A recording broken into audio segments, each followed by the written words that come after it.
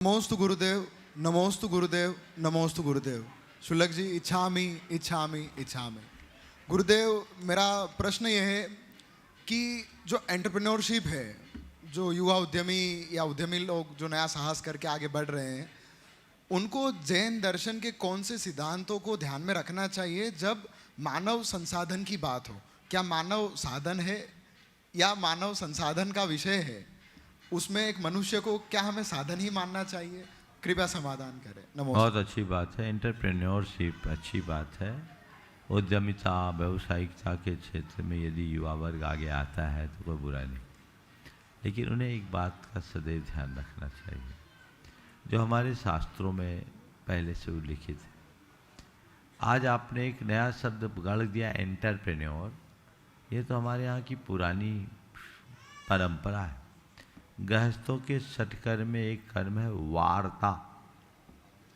वार्ता यानी क्या? जिससे वृत्ति हो, जिससे जीविका हो। तो जीविकोपार्जन की प्रेरणा हमारे शास्त्रों में दी गई, और जीविकोपार्जन में भी एक बात जोड़ी गई, सम्यक आजीविका। क्या करो?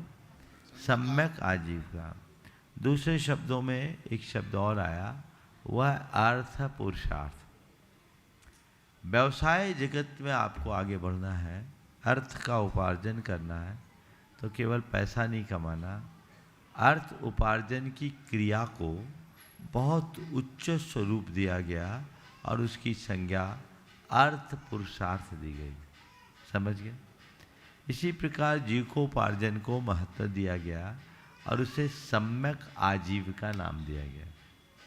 आज का युवा यदि अर्थ पुरुषार्थ और सम्यक आजीविका, इन दोनों शब्दों को आत्मसात करके चलेगा तो मैं समझता हूँ वो मानवीय धरातल पर भी खरा उतरेगा और व्यावसायिक जगत में भी आगे बढ़ेगा। मैं बात को और स्पष्ट करता हूँ। अर्थ पुरुषार्थ करने का मतलब क्या है? केवल अर्थ का अर्जन करना अर्थ पुरुषार्थ नहीं है। अनर्थ से बचते हुए अर्थ का उपार्जन अर्थ पुरुषार्थ। मैं अपनी बात को दोहराता हूं। केवल अर्थ का अर्जन करना अर्थ पुरुषार्थ नहीं, अनर्थ से बचते हुए अर्थ का उपार्जन करना अर्थ पुरुषार्थ है। समझे? तो आज का युवा अनर्थोन्मुखी होता जा रहा है, उसे अनर्थ से बचना चाहिए। अर्थात धर्म से जुड़कर अर्थोपार्जन करे, तब उसकी जीविका सम्यक आजीविका की श्रेणी में आएगी। धर्म से जुड़कर करे, इसका मतलब वो अहिंसा युक्त, समझ गए, और नैतिकता युक्त, प्रामाणिकता युक्त और शोषण मुक्त व्यवसाय चले।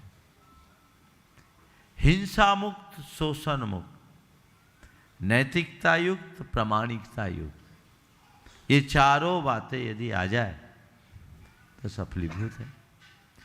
पहले हमारे यहाँ साधन की शुद्धि से साध्य की शुद्धि को बल दिया जाता था। अब साधन जाए भाड़ में, अपना उल्लू सीधा करना ही लोगों की प्राथमिकता बन गई, और उसके लिए चाहे जिसको उल्लू बनाओ।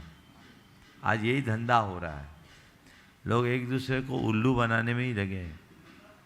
इसमें अल्पकालिक उपलब्धियां हो सकती है, पर दीर्घकालिक सफलता नहीं मिलती। हमारे धर्मशास्त्र इस विषय में हमारा खुला मार्गदर्शन देते हैं, इसलिए हमें उनका ध्यान रखते हुए आगे बढ़ना चाहिए।